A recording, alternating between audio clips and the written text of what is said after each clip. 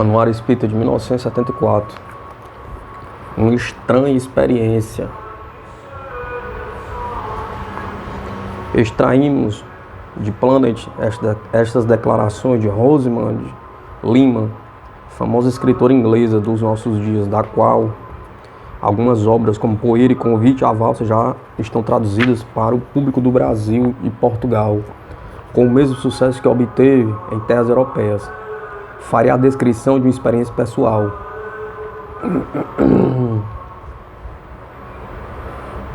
Preciso dizer que quando ela ocorreu não tinha nenhuma espécie de crença religiosa ou mística. Algumas vezes, porém, eu as afastava como resquício de um romantismo fora de moda. Meus pensadores preferidos eram agnósticos ou ateus convictos. Eu tendia a imitá-los em minha vida devotada às artes e às relações humanas. Faltava-me apenas estoicismo diante da morte, considerada pura e simplesmente como um aniquilamento. Para mim, a morte persistia, sendo a inimiga terrificante, intolerável. Entretanto, o que me era dado entender pela boca dos padres e crentes acerca do corpo, a alma e o espírito não fazia nenhum sentido. Quanto à fé, ela me surgiu como um dom de nascença, invejável, certamente, porém impossível de se adquirir. No decorrer do verão de 1958, um golpe mortal me esmagou. Longe de mim, depois de alguns dias de doença, minha filha morreu. Eu tinha 23 anos. Sally casara-se muito jovem e partira com seu marido para viver no Extremo Oriente. Ela morreu em Java, de poliomielite. Eis o que se deu 15 dias depois. Vou apenas transcrever as notas tomadas naquela ocasião e que deram origem a um livro devido à psicografia de Geraldine Cummins, já desencarnada. Cisne em um lago escuro. Um amigo íntimo levou-me de carro a passar o fim de semana no campo, em companhia de outras pessoas amigas. Na noite de minha chegada, falamos de minha filha Sally durante horas. Eu chorava e chorava. Entretanto, começava a experimentar um pouco de consolo, pois que meus amigos pareciam crer, quando eu tocava no assunto, que ela não estava morta. Pelo contrário, vive sempre comigo. No dia seguinte, à parte, subi para descansar em meu quarto. Estava aniquilada de fadiga, porém estranhamente liberta de toda a angústia mental. De súbito ouvi a clara vibração de uma nota aguda. Que estranho, disse a mim mesma. Já havia ouvido essa nota depois da chegada da notícia terrível, vinda de Java.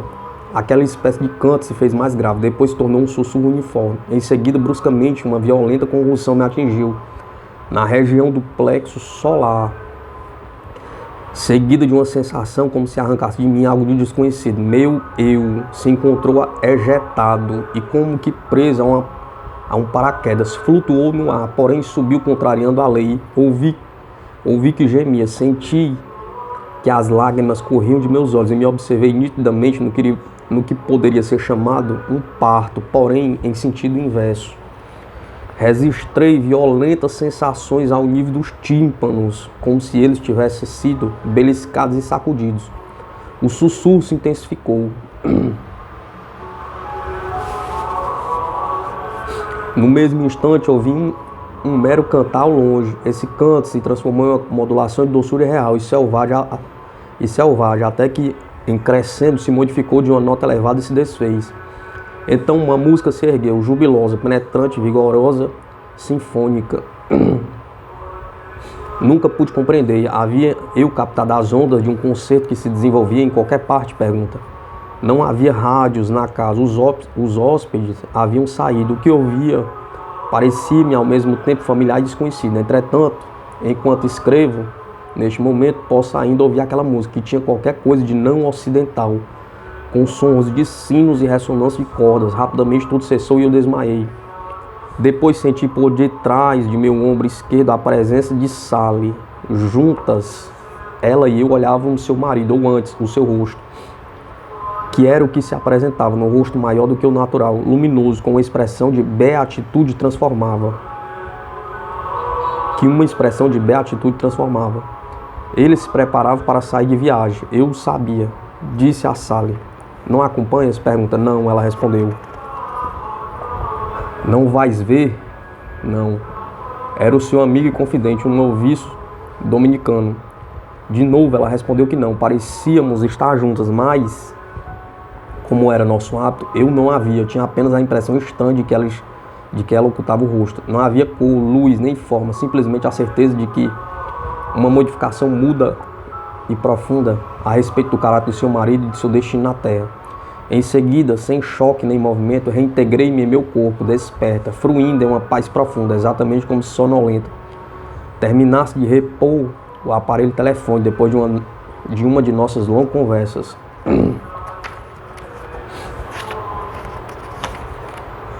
Rosemond Lima.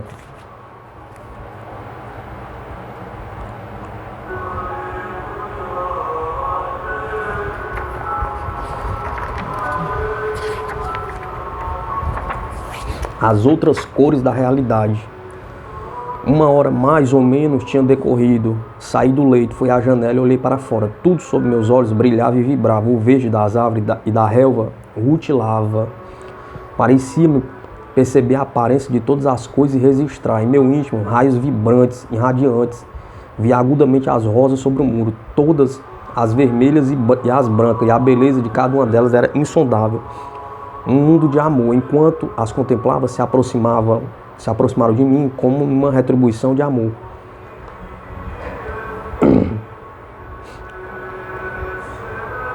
Alguém entrou trazendo-me uma xícara de chá. Disse-lhe que sentia admiravelmente repousada. Com efeito, ela comentou: tens essa aparência.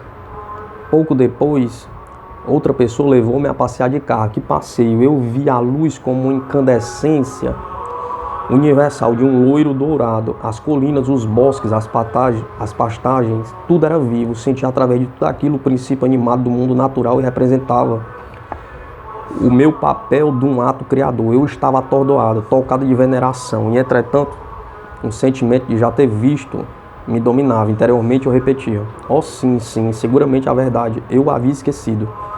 Durante esse tempo eu falava com fulano a respeito de coisas corriqueiras. Essas experiências visuais nada tinha a ver com as que havia procurado 1 ano antes pela mescalina. Com a mescalina o mundo era duro de formas, meio petrificado. O espectro se embotavam. Eu não distinguia senão tons de cinza, verdes e curiosos tons de vinho. Tudo quanto era seda ou lã adquiria uma aparência escultural, lapidária. Os rostos de meus 2 companheiros nessa experiência surgiam como uma imagem de pedras arcaicas, revestida de uma expressão um tanto sinistra, bestial, astuta e tensa. Suas mãos moviam-se como crustáceos. Em breve eu tinha penetrado com aquela droga, no antro de uma espécie de mago, em que os fenômenos descontínuos provocavam em mim a admiração fria de uma hilaridade de irresponsável. Não havia nenhum traço de amor ou de medo, era puramente alucinatório, mas agora eu sabia que era o objeto de manifestações do real. Naquela noite conversamos e nos divertimos como se fôssemos felizes. Eu sentia uma delícia a presença de Sally. Parecia-me ver uma brilhante luz no salão, uma coluna vibrante entre meus amigos e eu. Não me ocorreu anotar ou duvidar de quanto acontecia. Por trás da tela que chegava e se movia, meus amigos desapareciam constantemente. Eu tentava fixar minha atenção sobre um deles. Eu o via, muda e maravilhada, se tornar transparente, seráfico, como se mostrasse sua imagem idealizada. Tudo era para minha alegria, não poderia me fazer sofrer. Verdadeiramente, durante 24 horas, eu soube o que significava a palavra alegria. Mas, por contraste, a luz ou antes a falta de luz do dia comum me fazia insuportável. E o pior estava por vir. Eu tinha imaginado que antes fora libertada, salva, levada incessantemente num berço aéreo entre 2 mundos. Era preciso, entretanto, que eu me convencesse de que tinha sido deixada para trás, para avançar sobre esse mundo frio, obscuro, sem sala e sem esperar outro milagre. Foi então que comecei a explorar os domínios das pesquisas psíquicas. Minha fome por essa literatura se tornou insaciável. Minhas descobertas me encantaram. Havia ali uma imensa quantidade de testemunhos sobre experiências como a minha, no século XIX e XX. Havia entre as testemunhas pessoas íntegras e de alto valor, poetas, universitários, físicos, filósofos, homens de Estado. Havia, enfim, desde o começo dos tempos, inumeráveis afirmações. O livro tibetano dos mortos, o livro egípcio dos mortos, os Upanishads, Platão, Plotino, os Evangelhos, Shakespeare, Dante, os místicos sufis, Blake, Wordsworth, Tennyson, Browning, etc. Como não parecia estranha a indiferença de tanta gente por um assunto de tão superior importância? E porque a pesquisa dessa matéria se limitava a tanto de sectarismo, de susceptibilidade, de obstinação, de glacial recusa? Pergunta. E eu era imparcial? Pergunta. Certamente que não. Se não tivesse experimentado o que experimentei diretamente, com a sensação de evidência e de certeza, teria permanecido eu também indiferente ou cética. Mas naturalmente, aos olhos dos espíritos positivos, racionais, eu me tornava, num caso suspeito, uma inteligência desequilibrada por um desastre, atormentada, cheia de reconhecimento, apaixonada, porém sem força interior.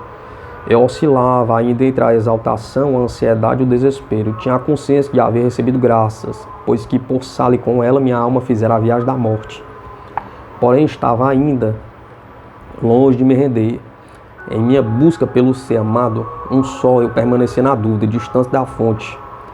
Bem mais tarde, parece-me, comecei a compreender: para ser levada uma vez tão alto, vale bem que seja rejeitada tão embaixo, atirada de joelhos à derrota para medir minha insuficiência e ver que no reino das coisas espirituais eu não tinha nascido ainda.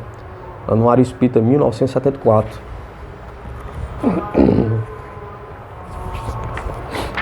Notícias que merecem destaque. O médio Arigó, com o Dr. Andrija Puharich, da Universidade de Nova York, quando esse pesquisador chefiou em 1968 uma equipe de cientistas da American Back Psych Foundation, que veio ao Brasil estudar o fenômeno Zé Arigó.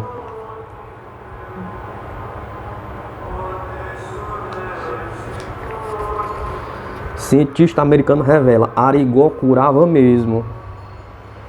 O famoso médico Zé Arigó, morto em fevereiro de 1971 num desastre automóvel, continua sendo discutido pelos meios científicos de todo o mundo.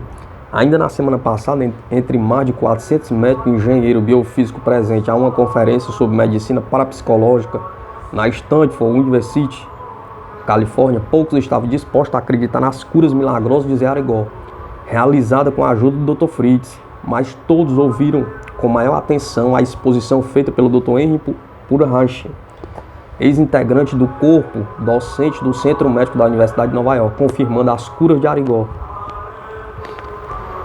Na sua exposição aos participantes daquela conferência, o Dr.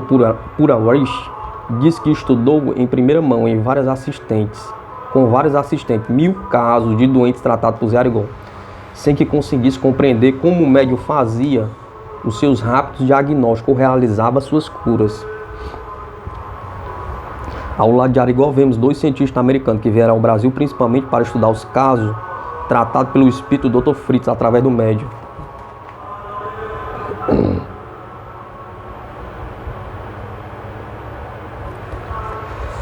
E acrescentou: o nosso excelente e moderno equipamento provou que verdadeiras curas foram operadas sob condições bizarras e circunstâncias inacreditáveis. Isso significa claramente que todos temos diante de nós um grande campo a pesquisar. Thelma Moss, do Instituto Neuropsiquiátrico da Universidade de Los Angeles, na Califórnia, está usando o processo fotográfico conhecido pelo nome de Kirlian, técnica supersensitiva desenvolvida por cientistas russos para registrar campos elétricos ou auras que envolvem seres humanos, animais e mesmo plantas. Num estudo sobre as influências dos curandeiros sobre pacientes com gravíssima doença nos rins, ela descobriu que a aura de quem os tratava descrescia de maneira considerável imediatamente após o tratamento. Outra comunicação feita por Ed Douglas do Newark College of Engineering revelou que as pontas dos dedos de uma curandeira produziam menor radiação elétrica quando estavam em repouso do que quando estavam curando. A maioria dos médicos presentes à conferência concordou que tal terapia, que repousa grandemente na fé dos pacientes, cria aos inescrupulosos ilimitado campo de oportunidades para o abuso, sendo necessário que as pessoas tenham a maior cautela para não se tornarem vítimas de simples charlatões. Poucos na conferência, no entanto, acreditaram que as atividades nada ortodoxas dos curandeiros possam ser efetivamente reguladas sem que isso crie limites à pesquisa fértil nessa fértil área de estudos. Revista Manchete, 28 de 10 de 1972, Anuário Espírita de 1974. Promotor público defende médiuns curadores. Absurdamente, a redação vigente no artigo 284 do Código Penal permite que o paranormal seja condenado por curandeirismo, ainda mesmo quando prover efetuar curas e não ter ocasionado danos a quem quer que seja. Onde nesse caso o perigo? Pergunta. Conhecemos já todos os argumentos quanto às cautelas que devem ser observadas. A prevalecer, porém, o sistema atual de toda conveniência seria permitir ao acusado a prova de sua paranormalidade e de que se mostra inofensiva à saúde pública. Ainda mesmo os países que combatem radicalmente o exercício legal da medicina permitem esse tipo de prova e absolvem o paranormal que consiga produzi-la. Esta é uma das afirmações mais incisivas do Dr. Djalma Lúcio Gabriel Barreto, promotor público e professor de Direito, em seu livro Para Psicologia, Curandeirismo e Lei. Nessa obra, que mereceu menção honrosa na concessão do Prêmio Costa e Silva do Ministério Público do Estado de São Paulo, o professor Djalma propõe a formulação do Código Penal sob a seguinte fórmula para uma solução brasileira. Permitimos sugerir fórmula que, a par da possibilidade de utilização do potencial de benefícios à humanidade localizada no curandeirismo, mesmo não incluídos os paranormais que se escondem à vista da pressão social, ainda traria em si a vantagem de identificar o falso curandeirismo, o aproveitador das misérias e as esperanças dos angustiados. Desde o momento em que alguém pretendesse afirmar paranormalmente dotado, deveria submeter-se a testes formulados por comissão composta de médicos e parapsicólogos, no sentido de ser constatada a real existência de seus dotes, para que essa faixa de suas faculdades extraordinárias se confirmadas. Ser-lhe então permitido o exercício até profissional das provadas potencialidades, sempre em colaboração com o médico habilitado. Em defesa dos médios curadores, ainda afirmou: não se pode permitir isto sim, de nenhuma forma prossiga a situação atual, em que são punidos indiscriminadamente verdadeiros benfeitores da humanidade, de cambulhada com estelionatários da credibilidade pública. Esperamos que esse abalizado e corajoso trabalho de um reconhecido mestre das leis encontre a maior e a mais justa ressonância com os meios jurídicos do nosso país.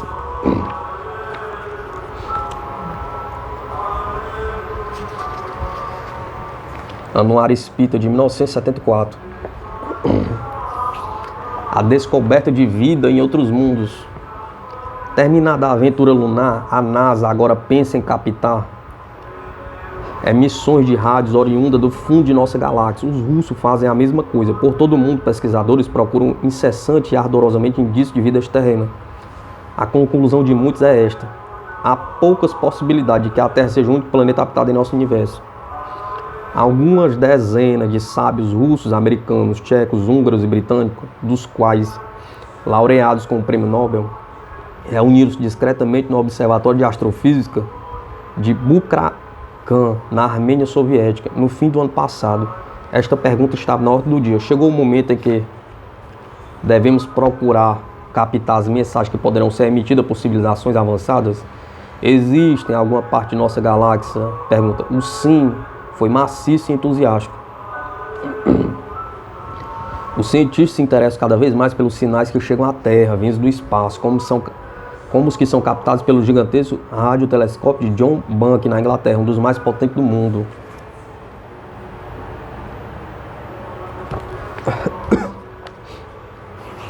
Os soviéticos revelaram aos seus hóspedes que já estavam se dedicando a esse trabalho e que um radiotelescópio de 17 metros de diâmetro era empregado para investigar cerca de 50 das estrelas mais próximas. Os norte-americanos também falaram do projeto Ciclope, que acabava de elaborar sob os auspícios da NASA. Tal projeto é constituído como um conjunto de 1.000 a 10.000 antenas de 25 metros de diâmetro cada uma, para piratear as emissões provenientes da nossa galáxia. Acrescentaram que o presidente Nixon era favorável ao projeto, que deverá custar cerca de US$ 1 bilhão. Tal soma e tais referências parecem fortificar a crença sobre a existência da vida extraterrestre. Ao mesmo tempo, ressurge a questão, jamais elucidada nestes 25 anos, sobre os objetos voadores não identificados, também chamados discos voadores. Se há vida além no universo, é uma coisa que ninguém ainda pode se gabar de ter comprovado. Contudo, a astronomia, a matemática e a biologia, conjugadas não deixam lugar para dúvidas. Por que havemos de recusar aos planetas o que nós recebemos, inclusive a inteligência? Pergunta. Se a vida nasceu há alguns milhões ou mesmo em alguns bilhões de planetas, ela deve ser seguida sua lógica até o fim. E daí? Pergunta. É por isso, há poucas possibilidades de que a Terra seja o único planeta habitado no universo. Sobretudo levando-se em conta o fato de que há dezenas de bilhões de galáxias, que conta cada uma dezenas de bilhões de estrelas, com os planetas correspondentes.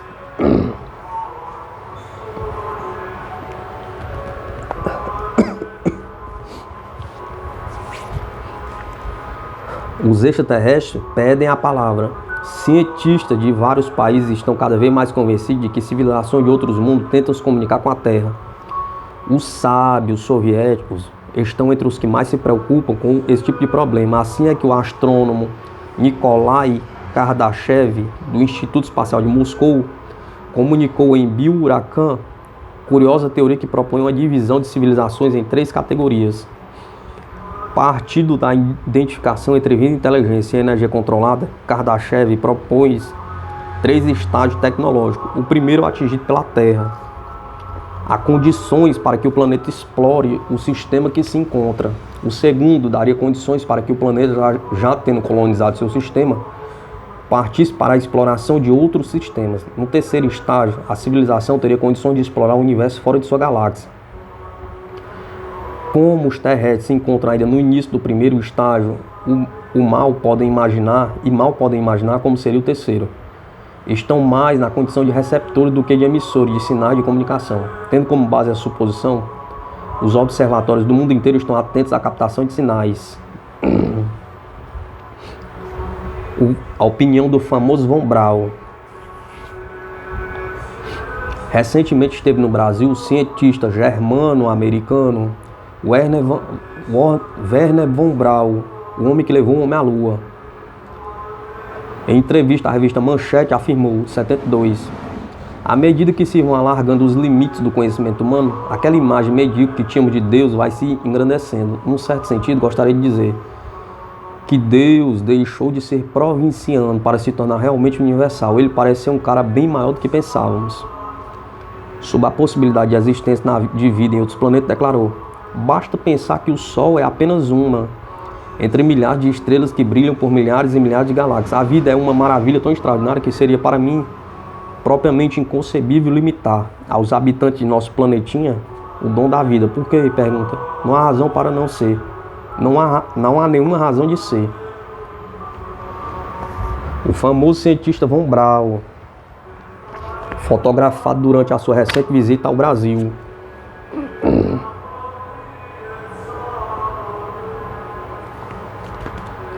E continua enfático. Infelizmente, não posso demonstrar cientificamente a existência da vida em outros corpos celestes, mas estou absolutamente convencido de que ela existe fora da Terra. Mais cedo ou mais tarde, a inteligência humana receberá uma informação segura, cientificamente averiguável, da presença de outras inteligências do cosmos, que estamos apenas começando a explorar. Essa informação poderá vir através de uma mensagem direta. O futuro do mundo é realmente maravilhoso.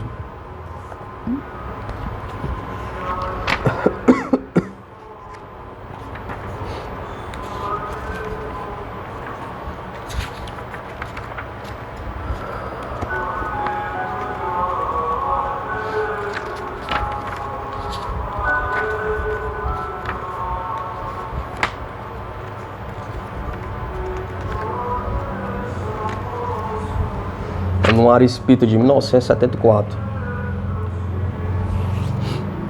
O lado psíquico do voo de Lindenberg.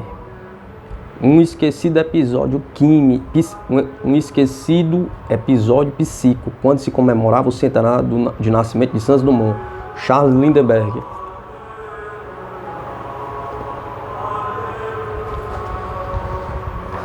Uma das mais mirabolantes aventuras do século XX foi indubitavelmente o voo de Charles Lindbergh através do Atlântico, constituindo uma verdadeira epopeia da aviação. Lindbergh foi um homem sofrido, pois a fama de seu feito quase sobre-humano trouxe uma série de angústias, entre elas o rápido assassino de um de seus filhos.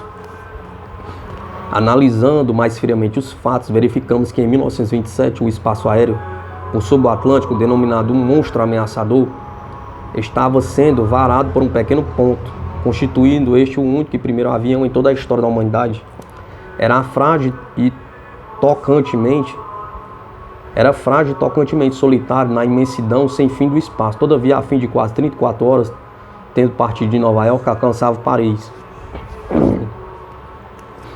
Hoje, que a tecnologia avançou assustadoramente, é de admirar e ter-se mesmo por um desenho da providência divina, que esse avião nada mais, nada menos do que uma casca de nós, comparável às naus de Colombo e outros descobridores quinhentistas tenham alcançado seu destino. Era um simples monoplano dotado de um simples e único motor de 220 cavalos, conduzindo um solitário ocupante, Charles Lindbergh, norte-americano, nascido em 1902. Nessa ocasião tinha, portanto, apenas 25 anos. O avião não tinha faróis, calefação, rádio, piloto automático e dispositivos para derreter o gelo. As asas eram de madeira e pano, e seu peso total era inferior ao da instalação elétrica de um moderno avião de carreira. Não bastante, ingressou nas primeiras páginas da história e levou o seu piloto aos píncaros da fama. Em 1919, Raymond Ortega, hoteleiro em Nova York, ofereceram um prêmio de $25.000 a quem vencesse um só raid sem escalas à distância de 3.600 milhas, que separa Nova York de Paris. 8 anos se passaram antes que a manufatura de aviões e motores permitisse que tal empreendimento tivesse qualquer possibilidade de ser tentado. Os inícios de 1927 vieram encontrar um certo número de pilotos famosos de ambos os lados do Atlântico, preparando-se para a tentativa, quando no último instante chegou a Nova York um derradeiro concorrente, obscuro e desconhecido, demais para despertar as atenções do público e da imprensa. Não foram nenhum ímpeto de última hora que trouxera Charles Lindbergh, aos 25 anos, piloto veterano da mala aérea, capitão da reserva da aeronáutica. Fizeram em 1926 todos os cálculos sobre o avião, o motor, a navegação e as despesas para a travessia do Atlântico. Todavia, só dispõe de $2.000 e o ano novo já se aproximava quando um grupo de comerciantes de St. Louis elevou seu capital a $15.000. A despesa total, desde os desenhos até a chegada de Paris, ia ser de $13.500. A fabricação do aparelho, um RAI, mundial de tanques especiais de motor Wright Winding, foi iniciada a 28 de fevereiro, tendo em vista que os demais concorrentes faziam preparativos para largar na primavera. Lindbergh estabeleceu o prazo máximo de 60 dias para a conclusão da obra. Esforços humanos por toda a parte de todos os interessados permitiram chegar a Christfield, em Long Island, a 12 de maio de 1927. Já por essa época, Lindbergh meditava solitário. Se um poder superior não estaria dando cobertura à sua aventura das dificuldades vencidas nos estaleiros. Mas justamente nessa semana de maio, Nuggs e Cole desapareceram no mar, e Bryan, com sua equipe de 3 homens, além de Chamberlain e Levin, também se preparava para decolar de Nova York. A morte e catástrofe haviam eliminado os concorrentes restantes. Lindbergh, em seu momento de inspiração, deu o nome de Spirit of St. Louis ao seu avião. Detendo-nos ligeiramente no assunto, veremos que São Luís, além de ser o nome da cidade de onde viera, era também o do Rei Santo, tão venerado pelos franceses, e um dos espíritos que mais incansavelmente trabalharam ao lado de Allan Kardec para a codificação do espiritismo. Quando Lindbergh subiu a Carlin do Spirit of St. Louis às 7h45 da manhã, o aviador não pregara o olho nas 24 horas anteriores. Em missão que durante o voo ele iria lamentar cada vez mais. A decolagem foi difícil, ele descreveu. Por volta das 7h40 foi dada a partida do motor. e às 7h52 alcancei o voo rumo a Paris. As multidões passaram a acompanhar quase sem fôlego a sorte do jovem piloto. Às 19h15 chegou a notícia de que o Spirit of St. Louis passara por St. John, na Terra Nova, pontualmente, é claro. Então, 40 mil pessoas que se encontravam no Yankee Stadium assistindo a uma luta de pugilismo entre Monoray e Sharkey. A voz do locutor fizera preces pela sorte de Lindbergh. Em menor escala, foi tudo quase como por ocasião do lançamento da Apollo 1. Com este simples monoplano, o americano Lindbergh realizou a extraordinária proeza de fazer o percurso Nova York-Paris sem escalas.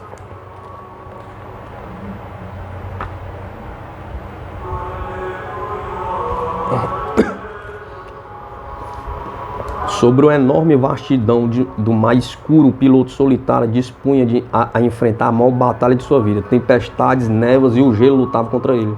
Às 18 horas de distância de Nova York, percorrido cerca de metade do caminho, o sol levantou-se no velho mundo. Lindbergh já sentia que não precisava voltar atrás, mas foi então que uma nova luta se travou em seu espírito.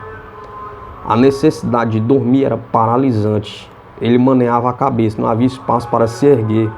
Batia o rosto contra a palma da mão, remexia-se para se distrair. As paredes de Carlin, de pano sem pintura, confundiam-se com nuvens amorfas, produzindo um efeito paralisante.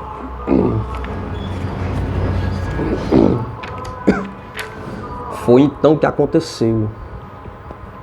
O seu livro The Spirit of St. Louis é hoje em dia uma raridade. Nele descreve sua luta contra o sono e a fadiga, um estado de inconstância durante o voo, quando uma simples distração provocara o desastre total. Lindbergh narra como formas espirituais invadiram o frágil monoplano, que, sem a presença deles, confesso, não teria alcançado Paris. Tinha a nítida impressão de que um espírito guia o ajudava a afastar o sono e a manter-se acordado. Era uma força invisível que o arrancava dos abismos do sono, dos quais sentia-se afundar. Vez e vezes sentia a impressão de pertencer também ele a esse mundo espiritual e descreve como voou quase automaticamente. O avião se desviava lentamente de seu rumo, mas quando o desvio se fazia maior, o espírito guia trazia de volta ao estado de consciência. Durante as 22 horas de voo, cada vez que parecia a solicitação de sono, tomava consciência de outras presenças que voavam com ele. Lindbergh descreve: embora eu não tire os olhos dos instrumentos durante um tempo que me parece estranho, ao mesmo tempo consciente e cheio de sono, a cabine se enche de presenças fantásticas, vagamente desenhadas, transparentes, que se movem flutuantes, sem peso em torno de mim. Não sinto presença nem medo ao vê-las, nenhum susto com sua aparição. Sem virar a cabeça, eu as vejo tão claramente quanto se meu crânio se tornasse um grande olho que vê por todos os lados ao mesmo tempo. Esses fantasmas falam com vozes humanas, amigáveis, são formas vaporosas, sem substância, capazes de aparecer e desaparecer à vontade, e de ir e de vir através dos obstáculos da fuselagem, como se essa barreira não existisse. Agora são muitos em torno de mim. Depois de retirarem, porém, alguns permanecem. Estes batem-me nos ombros e me falam com uma voz mais forte que o ruído do motor. Depois retiram-se em grupo. Por vezes, vozes vêm no próprio ar, claras, mais distantes. São vozes familiares que me aconselham sobre o voo, discutem problemas de navegação, corrigindo-me, dando-me conselho de uma extraordinária importância, impossível de ser obtidas na vida comum. A distância entre Nova York e Paris já não tem nenhuma importância. Meu corpo deixou de ter peso, mas tem um sentido de tempo no funcionamento dos aparelhos a bordo, dos aparelhos de bordo. O sentido da matéria desapareceu em mim. Libertei das leis físicas, da necessidade de alimentação, do abrigo. Tornei-me quase que uma dessas formas que se encontram em torno de mim, menos tangíveis do que o ar, universais e etéricas. Sempre fui muito apegado à vida. Elas, entre aspas, não o são. Mas a qualquer momento uma fina lona pode se romper, e então já não haverá diferença entre mim e elas. Os espíritos não têm formas rígidas, mas se conservam humanos e com formas humanas. São emanações de experiências ocorridas no fundo das idades. Habitantes de um universo fechado aos mortais? Pergunta. Estou no limiar da vida e de um grande reino, como que preso no campo de gravitação entre dois planetas, movido por forças que não posso controlar. Forças muito sutis para serem medidas pelo meio de que disponho, entretanto representando poderes incomparavelmente mais fortes do que jamais conheci. Nesse instante, impossíveis de ser imaginados sobre o Atlântico, Lindenberg encontra uma nova significação para a vida e para a morte. Compreendo que a significação de tudo mudou ao mesmo tempo em mim e fora de mim. Durante 25 anos fui cercado de muralhas sólidas da matéria, sem perceber a imensidão, a realidade da imortalidade. E ele pergunta, isto a morte? Pergunta, será que transpõe o ponto em que enfrentamos nossos derradeiros momentos? Pergunta. A morte para ele já não tem a mesma significação. E sentando em sua frágil cabine pensa, ela não parece ser o ponto final que representava Dantes para mim. Porém, antes, a entrada de uma nova e livre existência que inclui todos os aspectos de todos os tempos.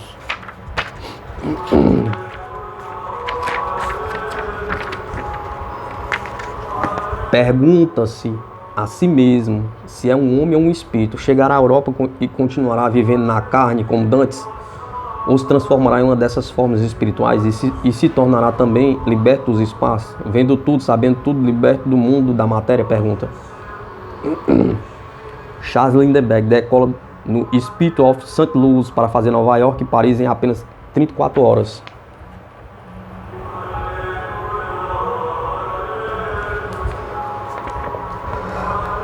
Lindenberg confessa que em outra situação teria estranhado essas visões, mas que durante o voo elas pareciam pertencer ao dia e à noite, não eram nem intrusos nem estrangeiros. Parece antes constituir uma reunião da família e de amigos, depois de anos de separação, como se eu tivesse conhecido antes, como se eu as tivesse conhecido antes, em uma encarnação anterior.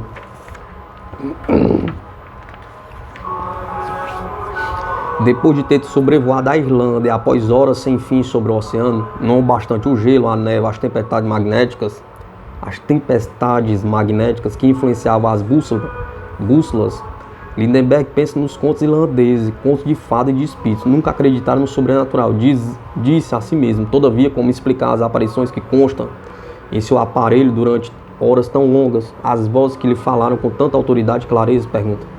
Talvez o espírito de São Luís ou aqueles que fazem o bem em seu nome signifiquem alguma coisa no insólito acontecimento.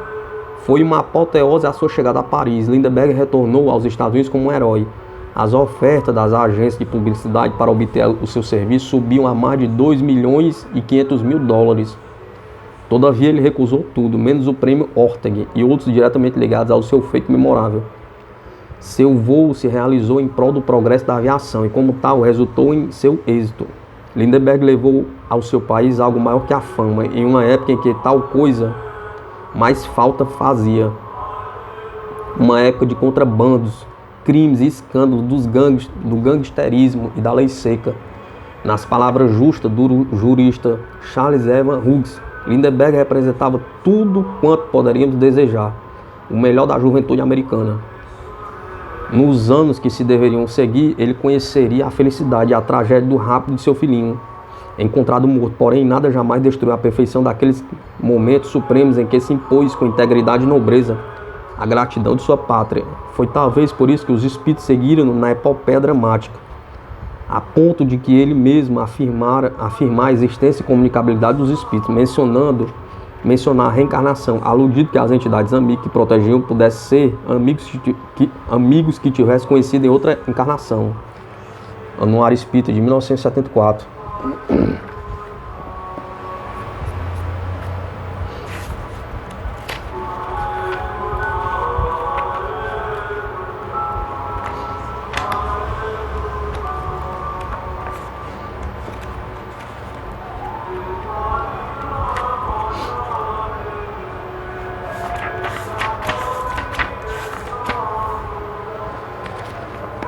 Charles Lindbergh, o primeiro aviador a cruzar, o aviador conhecido a cruzar, ir de Nova York a Paris no monoplano. Segundo ele, os espíritos conduziu totalmente o seu voo cruzando o Atlântico. Anuário Espírita de 1974.